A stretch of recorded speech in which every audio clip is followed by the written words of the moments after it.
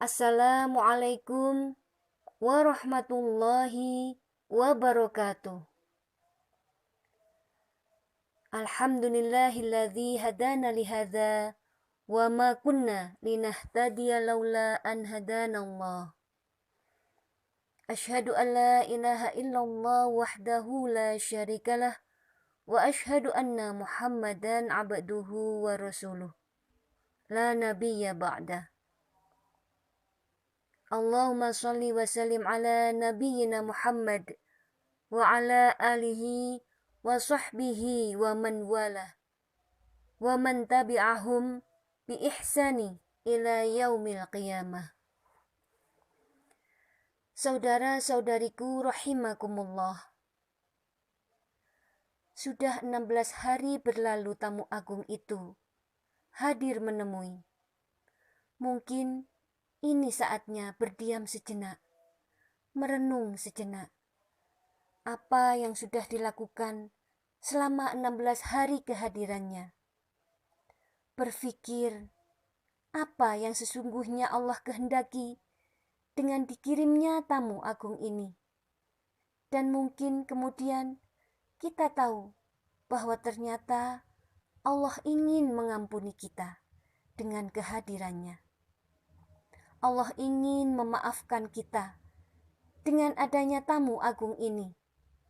Allah ingin membersihkan penyakit hati dalam diri kita dengan kehadiran tamu utusannya, menyembuhkan penyakit jasmani, dan terutama menyembuhkan penyakit ruhani kita.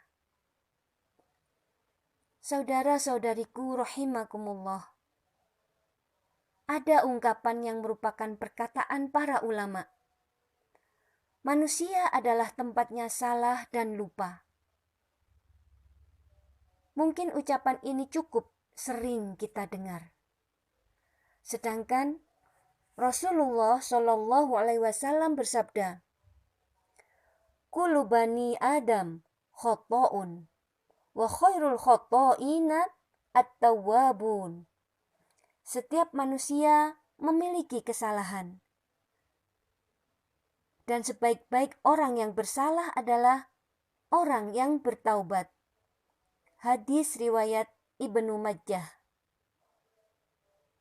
Dari perkataan ulama dan sabda Rasulullah Shallallahu Alaihi Wasallam di atas, ada makna penting yang menjadi petunjuk bagi kita bahwa setiap manusia tidak ada yang luput dari kesalahan. Tetapi sebaik-baik manusia yang bersalah adalah mereka yang bertaubat. Maka marilah saudara-saudariku, tamu agung ini, bulan Ramadan ini, kita akhiri dengan bertaubat kepada Allah dari segala kesalahan, dosa-dosa kita yang pernah kita lakukan, baik secara sengaja ataupun tidak, dan kembali kepadanya dengan melakukan berbagai amal solih, ketaatan-ketaatan yang akan menjadi penghapus kesalahan dan dosa-dosa kita tersebut.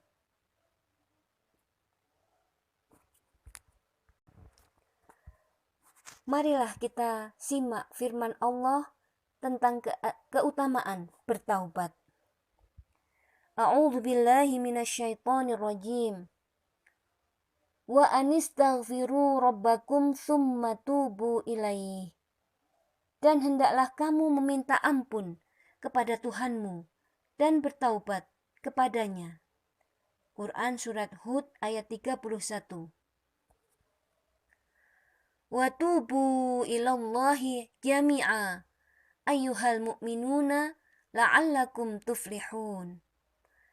Dan bertaubatlah kamu sekalian kepada Allah, wahai orang yang beriman, supaya kamu beruntung. Quran surat An-Nur ayat 31. Ya ayyuhalladzina amanu tubu ilallahi taubatan nasuha. Asa rabbukum ayyukaffiru ankum sayyiatikum wa yudkhilakum jannatin tajri min tahtihal anhar.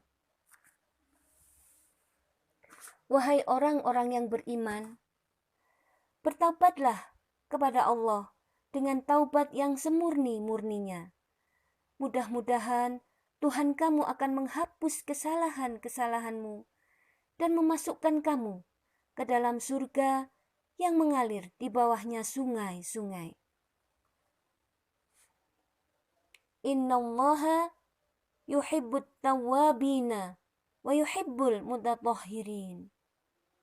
Surat Al-Baqarah ayat 222. Sesungguhnya Allah menyukai orang-orang yang bertaubat dan menyukai orang-orang yang mensucikan diri.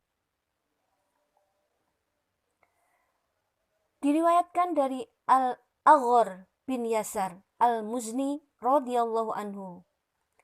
Ia berkata bahwa Nabi Shallallahu alaihi wasallam bersabda,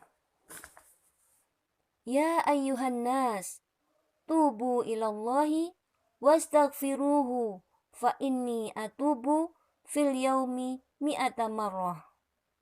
Wahai manusia, bertaubatlah kepada Allah dan mohon ampunlah kepadanya. Sesungguhnya aku bertaubat dalam sehari sebanyak 100 kali. Hadis riwayat Muslim. Diriwayatkan juga dari Anas bin Malik radhiyallahu anhu. Ia berkata bahwa Rasulullah Shallallahu alaihi wasallam bersabda, "Sesungguhnya Allah lebih senang terhadap taubat hambanya kepadanya daripada bergembiranya salah seorang di antara kamu yang sedang berada di atas kendaraan untanya di tanah luas, yaitu di padang. Lalu untanya itu lepas dengan membawa makanan dan minumannya. Lantas ia berputus asa.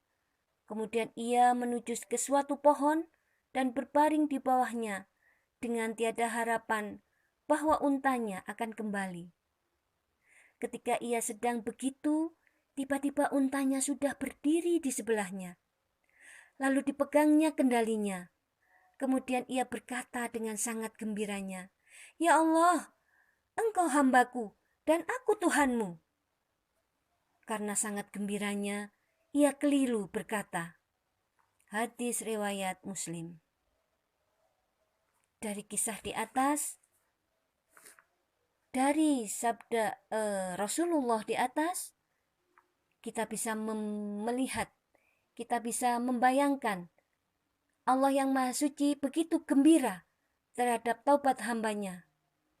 Karena senangnya dia kepada taubat, pengampunan, dan kembalinya seorang hamba kepadanya setelah berlari menjauh darinya. Saudara-saudariku rahimakumullah, taubat ialah kembali dari maksiat kepada mentaati Allah. Taubat itu wajib dilakukan seketika, tidak boleh ditunda-tunda. Sebab Allah dan Rasul-Nya telah memerintahkannya, sedangkan semua perintah Allah dan Rasul-Nya harus dilakukan seketika dan segera, karena seseorang tidak mengetahui apa yang akan terjadi pada dirinya bila ia menunda-nunda taubatnya. Boleh jadi ia meninggal dunia secara tiba-tiba sehingga tidak sempat bertaubat. Karena betapa banyak kita melihat orang yang tadinya sehat, segar bugar, tiba-tiba meninggal karena kecelakaan, tanpa sakit, dia belum usia tua. Begitulah saudara-saudariku, meninggal itu kita tidak pernah mengetahui kapan waktunya, karena ia adalah rahasia dari Allah. Adapun taubat yang diperintahkan Allah ialah taubat yang murni atau tulus, yang seharusnya memenuhi 5 syarat taubat, yaitu syarat yang pertama dari taubat adalah ia dilakukan ikhlas karena Allah Azza wa Jalla. Yaitu maksudnya, ia dilakukan karena semata-mata didorong rasa cinta kepada Allah, karena pengagungan kepada Allah, mengharapkan pahala, takut akan siksanya, dan dia ingin mendekat kepada Allah dengan keadaan yang bersih, yang suci. Dan ia tidak untuk mencari dunia, apalagi mencari muka kepada sesama makhluk dalam taubatnya itu. Apabila ia bertaubat karena mencari dunia atau mencari muka kepada sesama makhluk, maka taubatnya tidak diterima. Karena ia tidak bertobat kepada Allah, melainkan ia bertobat untuk tujuan yang selain karena Allah. Yang kedua adalah syarat taubat itu merasa menyesal dan bersedih atas dosa-dosa yang telah dilakukannya dulu. Ia sangat ingin dosa itu tidak terjadi. Ia membayangkan alangkah senangnya seandainya ia tidak melakukan perbuatan dosa itu yang menyebabkan ia menyesal, ingin kembali kepada Allah, memarahi nafsunya yang telah menyuruhnya berbuat buruk itu. Yang ketiga adalah meninggalkan kemaksiatan itu dengan segera. Saat itu juga, bila kemaksiatannya itu dengan melakukan perbuatan haram, maka hal itu ditinggalkannya dengan segera. Dan bila kemaksiatannya itu dengan meninggalkan kewajiban, maka dilakukanlah kewajiban itu saat itu juga. Dan jika mungkin mengkodoknya, dikodoknya, seperti zakat dan haji. Tidak sah taubat seseorang itu apabila ia masih mau atau masih berniat melakukannya kembali, maksiatnya itu.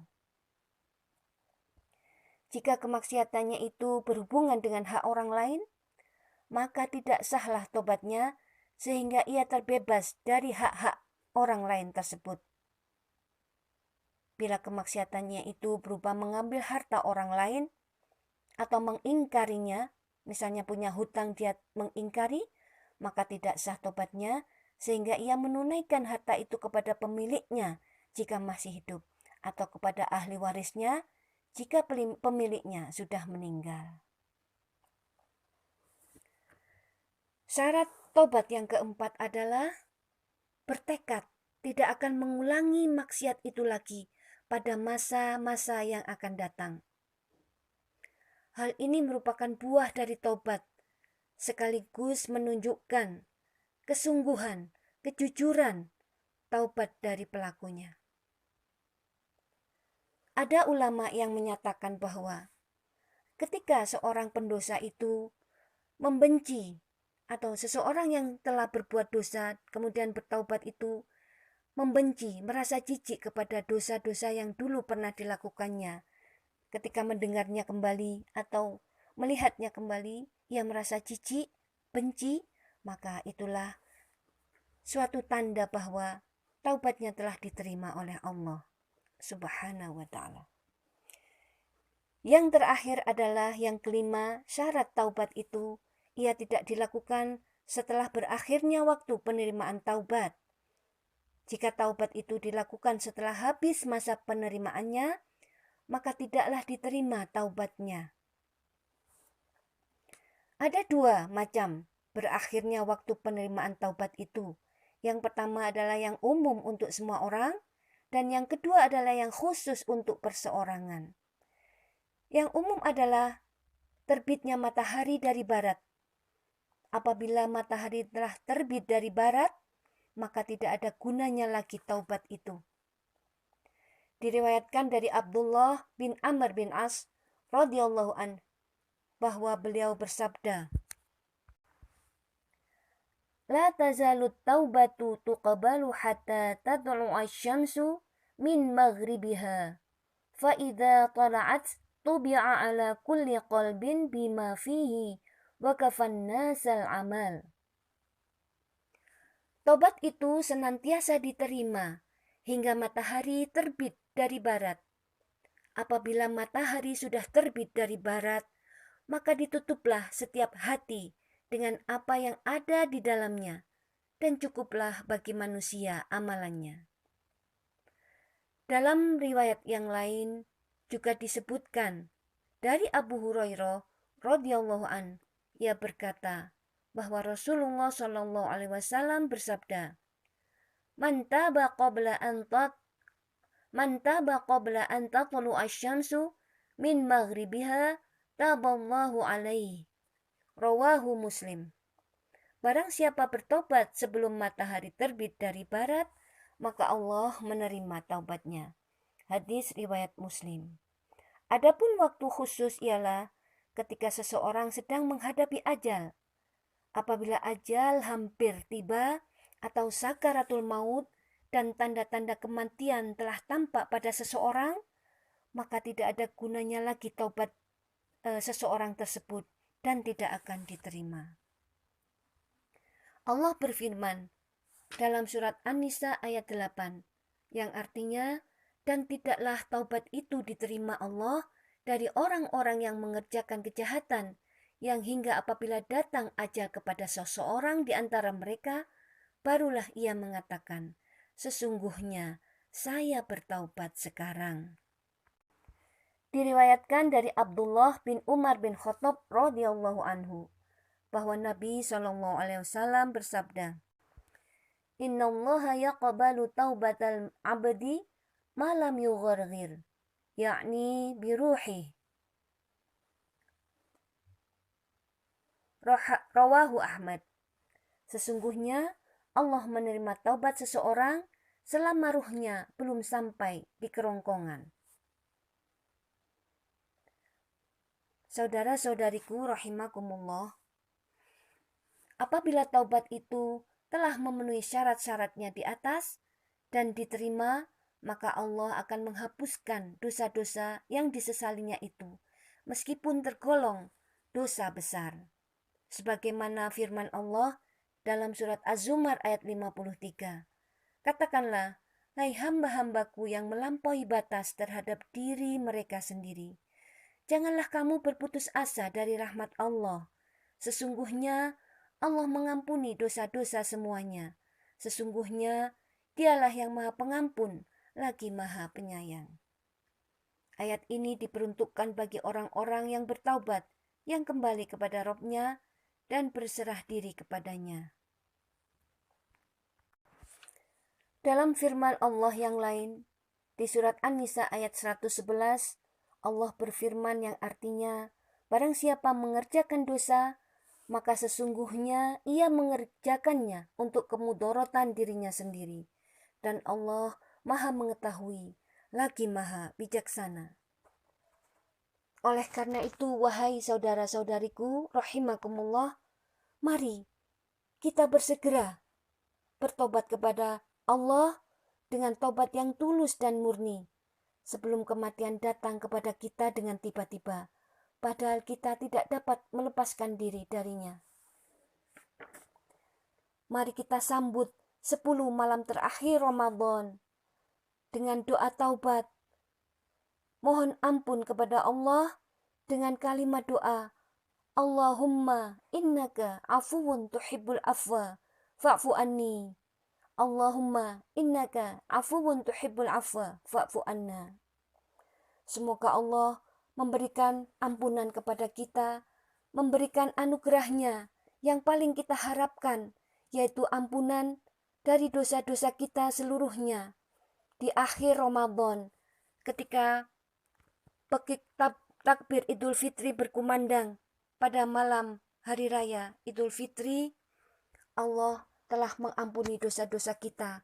Kita memperoleh kemenangan pada akhir Ramadan, yang itu adalah merupakan janji Allah bagi hamba-hambanya yang mengharapkan betul-betul mengerjakan Ramadan, mengerjakan ibadah, puasa, qiyamul lail di bulan Ramadan dengan mengharapkan pahala dan dengan iman, maka akan diampuni dosa-dosa kita seluruhnya.